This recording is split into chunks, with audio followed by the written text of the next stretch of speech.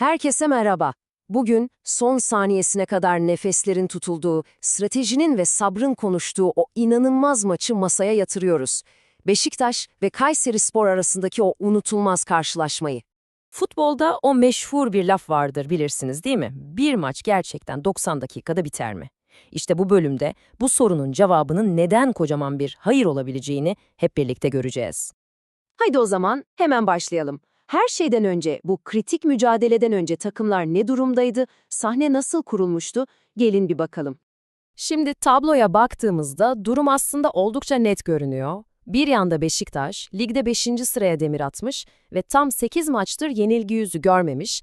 Diğer tarafta ise Kayserispor, ligin alt sıralarında puana şiddetle ihtiyacı olan bir konumda. Yani kağıt üzerinde favori belliydi ama bilirsiniz futbol bu, sürprizleri her zaman çok sever. Maçın düdüğü çaldığında ise o kağıt üzerindeki hesaplar pek de sahaya yansımadı. Çünkü Beşiktaş karşısında adeta etten bir duvar buldu. Maçın neredeyse tamamı için tek bir senaryo vardı desek yeridir. Beşiktaş dalga dalga Kayserispor kalesine yüklendi. Siyah beyazlılar oyunu tamamen rakip yarı sahaya yıktı, boğucu bir baskı kurdu. Ama işin ilginç yanı neydi biliyor musunuz? Bu ezici baskı bir türlü gole dönüşmedi. Tammy Abraham'la kaleyi yokladılar, Václav Černý ile pozisyonlar yarattılar ama o son vuruş, o bitirici dokunuş bir türlü gelmedi. Hal böyle olunca da ilk yarı golsüz eşitlikle tamamlandı. Peki, Beşiktaş'ın bir türlü aşamadığı bu duvarın mimarı kimdi? İşte bu söz her şeyi özetliyor aslında. Kayserispor'un kalecisi Bilal Bayazıt. Yaptığı inanılmaz kurtarışlarla resmen tek başına direndi, takımını maçta tuttu ve skorun çok uzun bir süre dengede kalmasını sağlayan isim.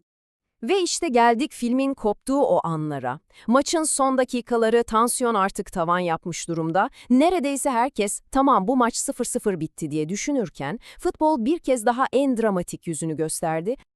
Dakika 90+5, artık hakemin maçı bitiren düdüğü çalmasına saniyeler var. Tüpraş Stadyumunda umutlar yavaş yavaş tükeniyor. Ve işte o an, Zafer Kam 3 adımda geldi.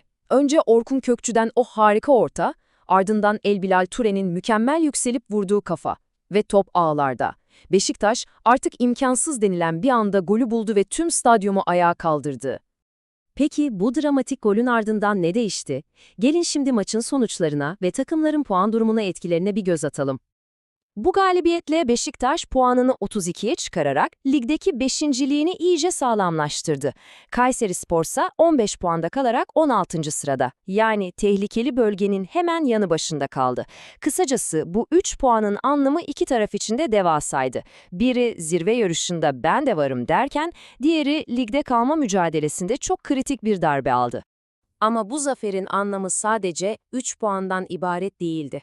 Bu grafik, Beşiktaş'ın yakaladığı müthiş ivmeyi de gösteriyor. Siyah beyazlılar bu sonuçla birlikte tüm kulvarlardaki yenilmezlik serisini tam 9 maça çıkarmış oldu. Peki bu son saniye golü sadece bir şans mıydı? Beşiktaş'ın hocası Sergen Yalçın'ın sözlerine bakarsak hiç de öyle değil.